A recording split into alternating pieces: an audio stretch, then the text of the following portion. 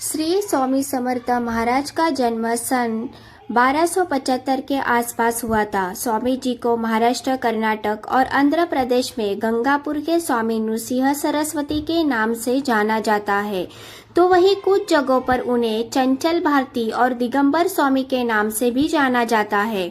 कहा जाता है कि पहले स्वामी नृसिंह रूप में उन्होंने अपने भक्तों को ज्ञान दिया। पूर्व स्वरूप में अलग अलग समय पर उन्होंने लगभग 400 वर्षों तक तपस्या की। 1458 में नृसिंह सरस्वती श्री शैलप यात्रा के कारण करदली वन में अदृश्य हुए। इसी वन में वह 300 वर्ष प्रगाढ़ समाधि अवस्था में थे। तभी उनके दिव्य शरीर के चारों ओर चींटियों ने भयंकर बाबी निर्माण किया।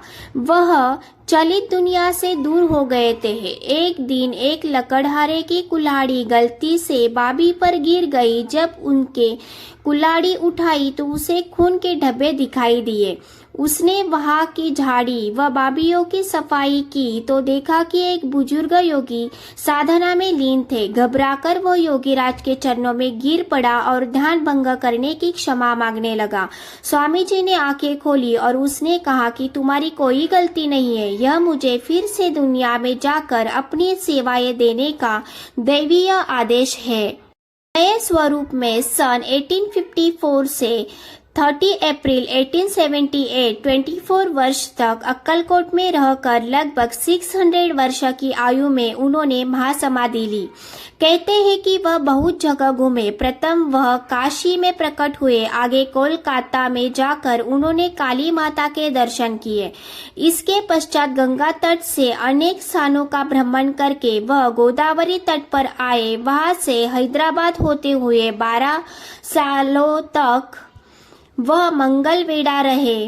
तदोपरांत पंढरपुर, मोहल, सोलापुर मार्ग से अक्कलकोट आए। दत्त संप्रदाय में श्रीपाद श्री वल्लभ तथा नृसिंह सरस्वती दत्तात्रेय के पहले तथा दूसरे अवतार माने जाते हैं।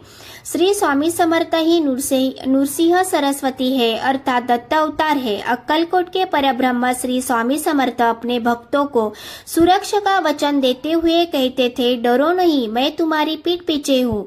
भक्तों को आज भी उनका भान होता है। श्री स्वामी समर्थ अक्कलकोट प्रथम खंडोबा के मंदिर में 1856 में प्रकट हुए। उन्होंने जन जागृति का कार्य किया। स्वामी गिरनार पर्वत पर अदृश्य हुए तथा दूसरे ही क्षण अंबेजोगाई में प्रकट हुए। हरिद्वार से काठेवाड़ के जीवी क्षेत्र स्थित नारायण सरोवर के बीचों बीच सहजासन के बैठे दिखाई दिए।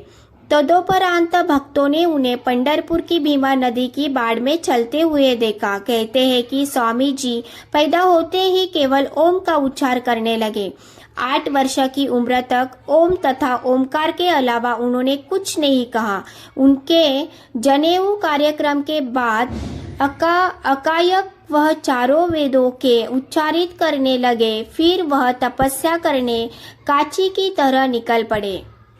धर्म के रास्ते पर जीत अवश्य होती है। गुरु की कृपा या साथ पाने के लिए अहंकार और शर्म छोड़नी चाहिए।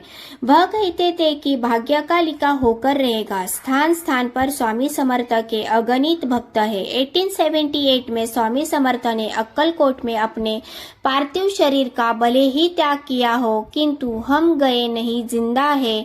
उनका यह वचन भक्तों को आधार देता है। श्री स्वामी समर्थ। जय जय श्री स्वामी समर्थ। श्री स्वामी समर्थ जी महाराज के बारे में आपको यह इन्फॉर्मेशन अच्छी लगी हो तो प्लीज़ लाइक, शेयर और सब्सक्राइब करने के लिए मत भूलिए।